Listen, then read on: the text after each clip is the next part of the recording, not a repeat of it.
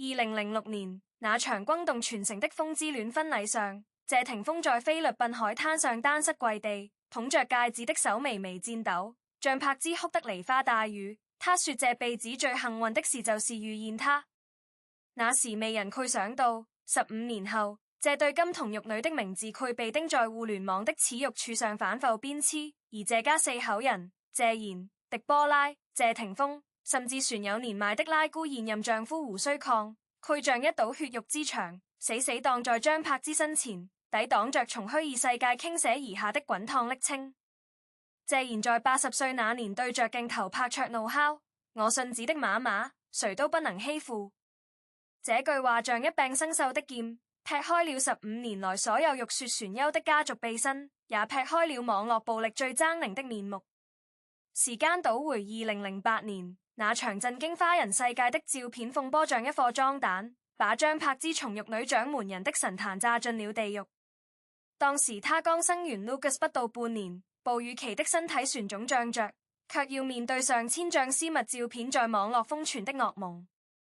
媒體像禿鷲般盤旋在他家門口，狗仔隊用長焦鏡頭對準他的窗簾縫隙，標題寫着張柏芝崩潰大哭，謝霆鋒摔門而出。但事實是，謝霆鋒那天確實摔了門，摔的是聶影師的門。他衝出家門，對着蜂擁而至的記者怒吼：拍夠了沒有？她是我老婆。那是謝家第一次集體站出來。謝賢第一時間接受採訪，說柏芝是我們謝家的媳婦，她受的委屈我們一起扛。狄波拉則被拍到牽着張柏芝的手去醫院復查。狗仔追問時，拉姑轉頭瞪眼：你們沒有人女嗎？這短短幾句話，在當年猶如3把傘，勉強撐住了張柏芝頭頂那片漏水的天。但網絡沒有放過她。接下來漫長的5年裡，張柏芝的每一次露面都被解構成強顏歡笑。她帶孩子逛超市被罵作秀，她復出拍天涯歌女被刷屏撞女人，甚至她默默做慈善捐贈學校，也被說成洗白公關。最瘋狂的是2011年，她在飛機上偶遇陳冠希聘大方合影，這張照片像第二顆原子彈炸毀了她近全的體面。輿論瞬間倒灌，本性難以欺騙謝霆鋒的標題鋪天及地。謝霆鋒當時正在馬來西亞拍戲，他連夜飛回香港，不是去質問張柏芝，而是帶着律師直奔雜誌社，起訴了3間惡意造謠的媒體。謝賢更是在節目裡直接開火：我活了80歲，怎麼沒驗過？那些罵我媳婦的人，先照照鏡子看看自己乾不乾淨。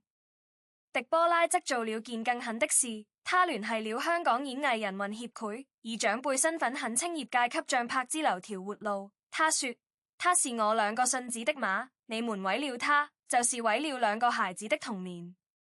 這15年裡，互聯網換了無數副面孔，從論壇合流到微博熱搜，從貼吧爆吧到短視頻玩梗，張柏芝永遠是那個流量密碼。他剃頭明志，說我乾淨得很。但網友說他瘋了，他上綜藝談育人經，眼裡有光，膽幕卻飄過妝慈母。他開直播帶貨，評論勾刷屏照片多少剪一份。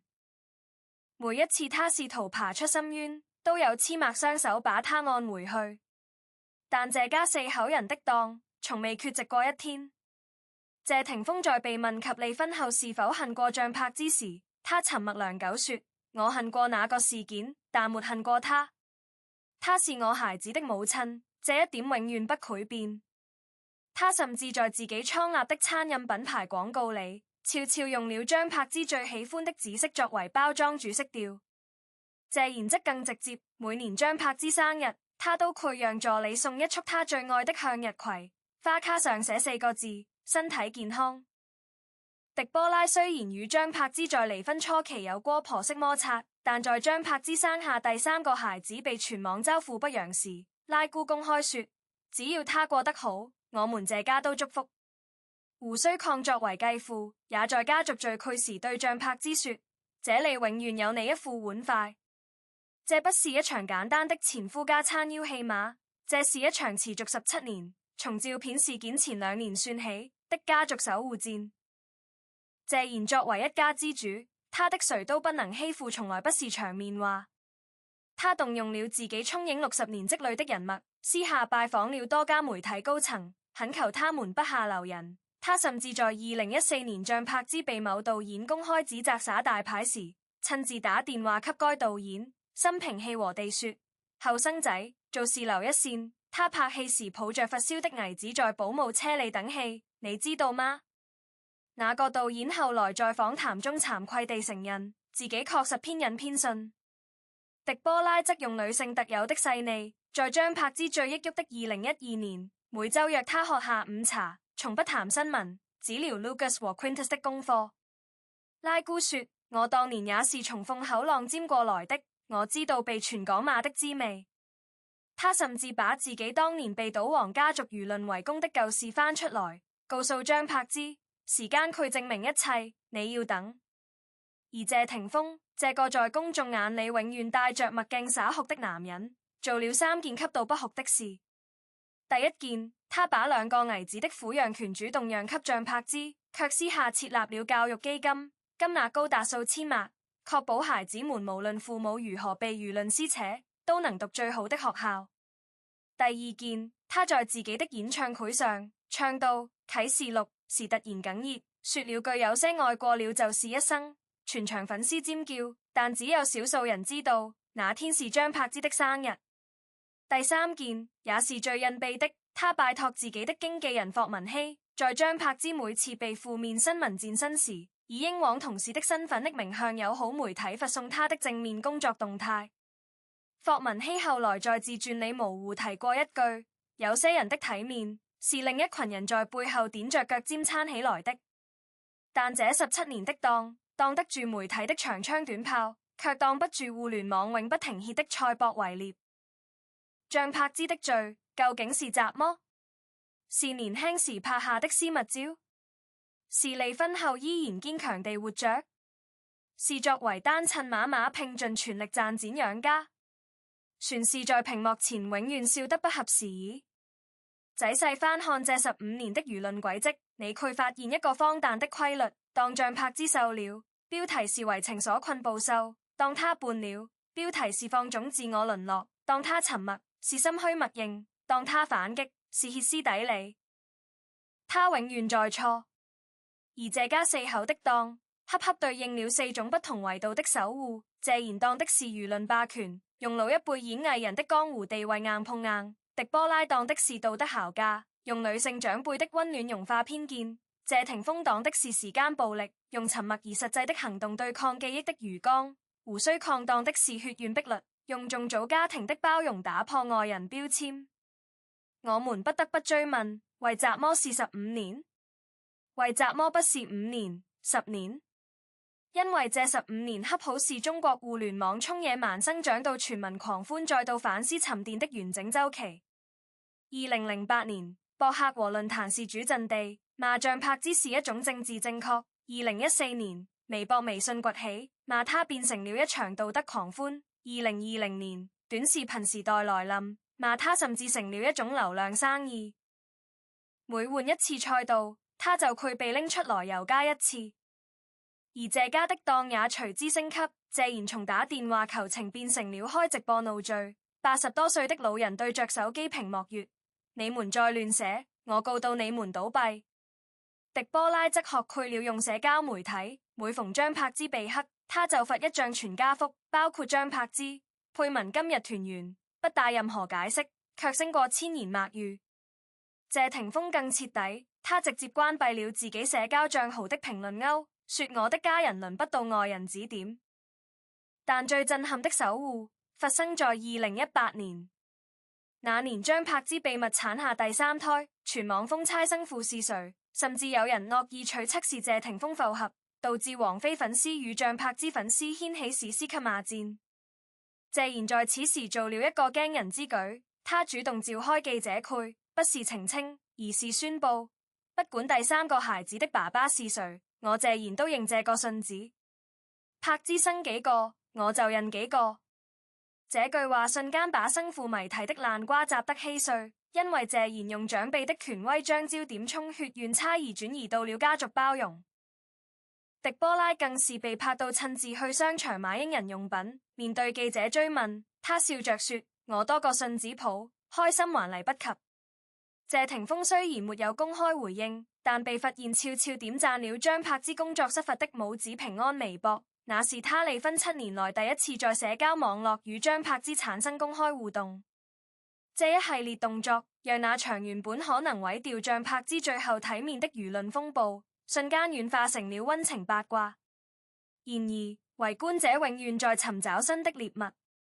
當張柏芝帶着3個兒子上親子綜藝，展現出驚人的育人能力時，彈幕裡依然佢飄過照片陰影。當他在直播中哽咽說：我只想給孩子穩定的生活，評論區依然有人刷肉慘專業戶。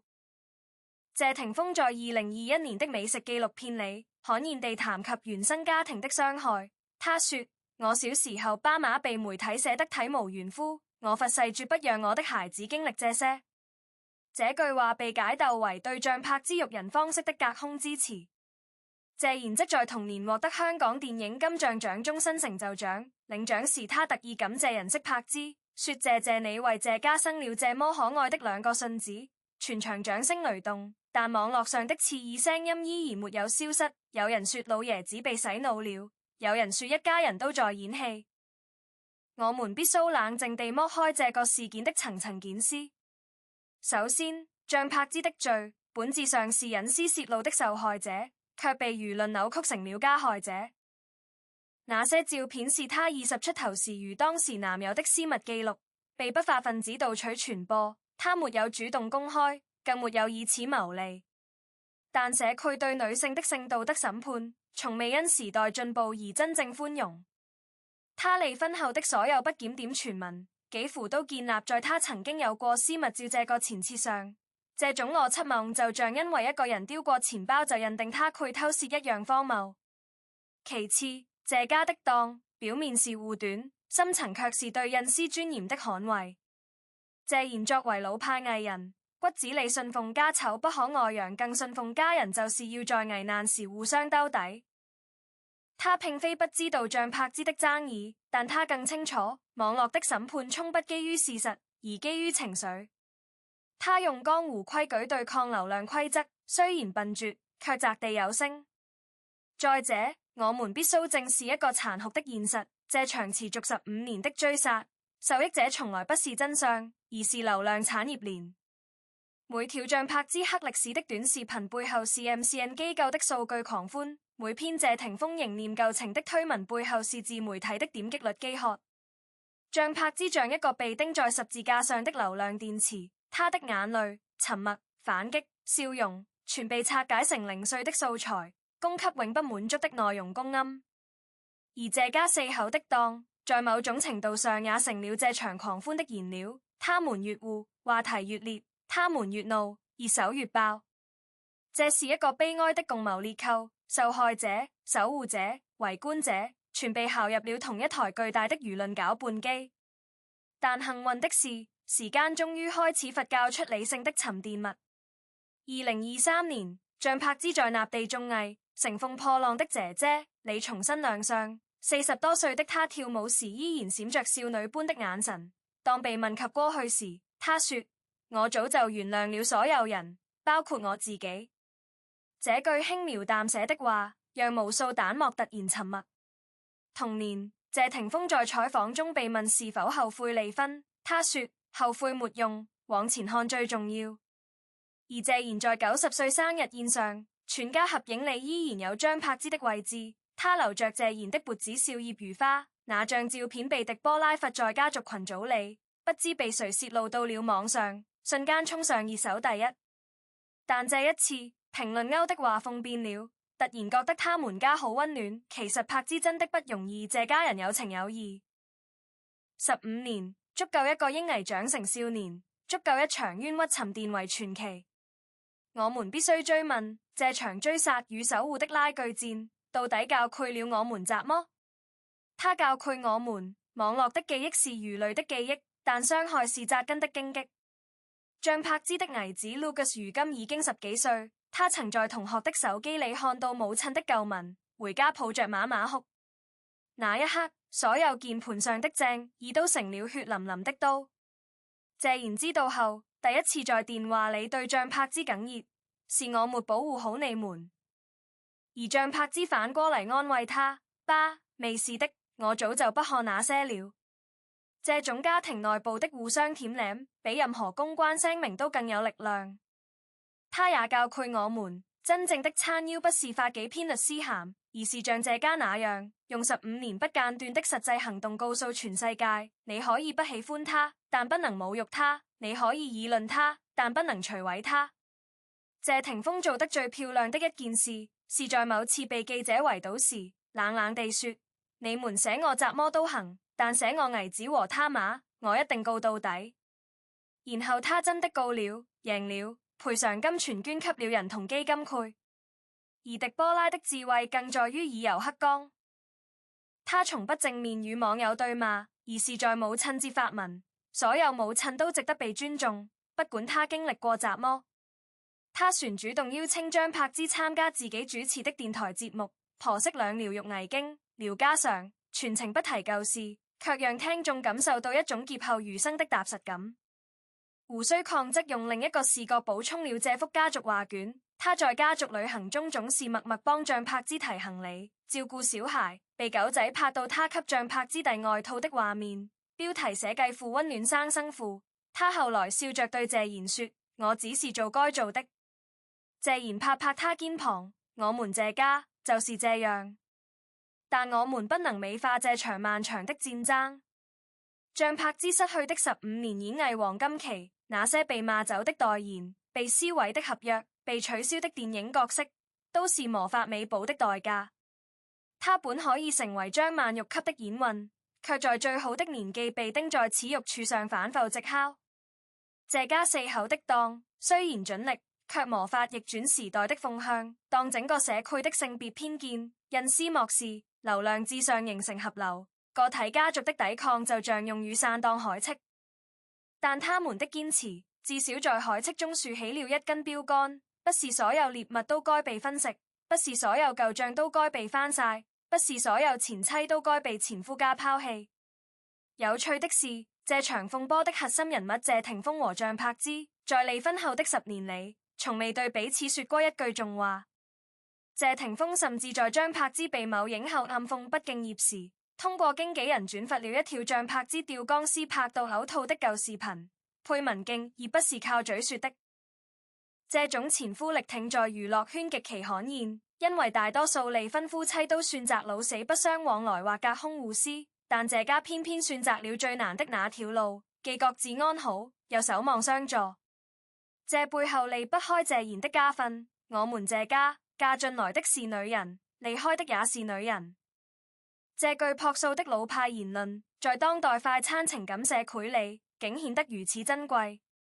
如今15年過去了，張柏芝依然活剔在屏幕前。她的抖音有上千萬粉絲，評論區雖然偶有惡言，但更多的是姐姐加油。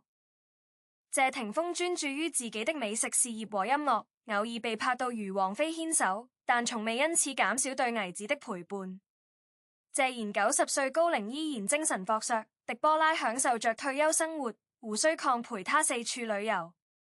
這個家族在經歷了暴風驟雨後，反而形成了一種奇異的穩固結構。他們不再被輿論左右，因為他們內部早已達成了最高共識：我們的家，我們自己守。但這場大戲留給公眾的，絕不僅是茶餘飯後的談資。它是一面照妖鏡，照出了我們每個人心中的窺私欲、審判欲和毀滅欲。當我們在屏幕後敲下他活該時，我們有沒有想過，那個被辱罵的對象可能是某人的母親、某人的女人、某人的昔日摯愛？當我們狂歡般轉發私密照片時，我們是不是在親手遞出屠刀？謝家四口的當的不僅是明槍暗箭，更是試圖喚醒圍觀者的最後一絲良知。你可以不喜歡一個公眾人物，但請保留他作為人的基本尊嚴。回望這條長達15年的荊棘路，我們會發現，最諷刺的不是張柏芝的命運多舛，而是網絡從未真正關心過真相。當年照片風波時，沒多少人關心那些照片是如何泄露的，誰是幕後黑手，法律該如何懲罰泄密者，大家只顧着評判照片裏的肉體。後來每一次像柏茲的負面新聞，事後都被證明有誇大或編造成分，但下一次新瓜出爐時，舊教訓立刻被遺忘。謝家的檔之所以持續17年，正是因為他們看透了這種集體失憶的循環，所以他們選擇用最笨的辦法，一遍遍重複他是我們的家人，用親情敘事對抗遺忘的漩渦。而我們作為旁觀者，終於在15年後的今天，迎來了一個契機去反思，如果當年照片泄露時，社區第一時間聲討的是泄密者和傳播者，而不是受害者，像柏茲的人生會不會是另一番光景？如果我們在評價離婚女性時，不再用貞潔牌坊去丈量，單襯馬馬的堅強會不會得到更多掌聲？如果我們停止用完美受害者的框架去苛求每一個被輿論碾壓的人，網絡暴力會不會自然萎縮？謝家的檔給出的答案是，或許不會立刻改變世界，但至少改變了一個小世界。在那個小世界裏，3個孩子擁有完整的親情網絡，像柏茲沒有抑鬱崩潰，謝賢沒有因為家族醜聞而晚節不保，狄波拉沒有被輿論壓垮，謝霆鋒未有陷入父子對立的狗血劇本。這本身就是一場微小卻偉大的勝利，他證明了在流量洪流中，血緣、道義、舊情依然能築起堤壩，在全民狂歡裏，沉默、行動、堅持依然能發出回聲。謝賢那句我信子的馬馬誰都不能欺負，聽起來像黑幫電影台詞，但細想之下，它是一種瀕臨滅絕的舊式倫理。家庭是抵禦外界惡意的最後堡壘，而堡壘的長磚是責任意志。謝霆鋒繼承了這種倫理，他用10幾年不間斷的贍養費、教育基金、隱形保護，證明了一個真理：愛可以不繼續，但尊重必須永恆。狄波拉則用女性的細膩補充了這種倫理的溫度，他讓像柏茲在離婚後依然擁有婆婆這個角色，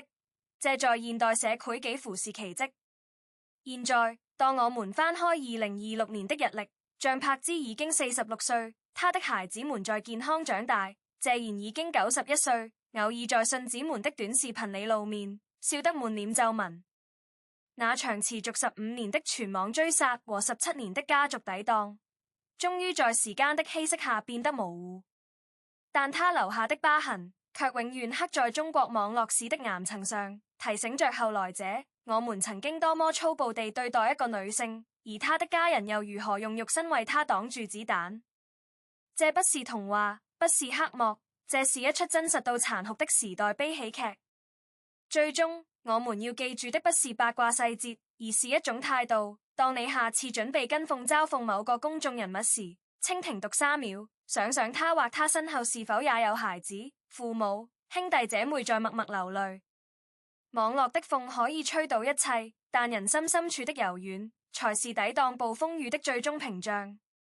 謝家用17年示範了這道屏障的搭建方法，而我們每個人都可以選擇成為屏障的一部分，或者成為風的一部分。15年喧囂，17年守護，這場漫長的輿論拉鋸戰終於到了該冷卻的時刻。理性地看，像柏茲從未觸犯法律，他的過錯僅限於私域範疇的隱私洩露與婚姻失敗，而社區卻用近乎酷刑的網絡審判耗廢了他整個中年光陰。謝家4口的檔固然充滿人性溫度，但我們也需清醒認識到，這種家族式庇護本不該成為必要。如果社區輿論本身具備起碼的性別平等意識和隱私敬畏，何須一個老人拍桌怒吼？中立的立場要求我們同時批判兩極，既反對對女性私德的無限放大與雙重標準，也反對將家族守護浪漫化為痴情傳說，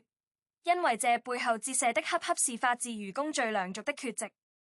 理智吃瓜，意味着我們承認像柏茲是複雜的個體，謝家是正常的家庭，他們都有光亮與陰影，而非神壇或祭壇上的符號。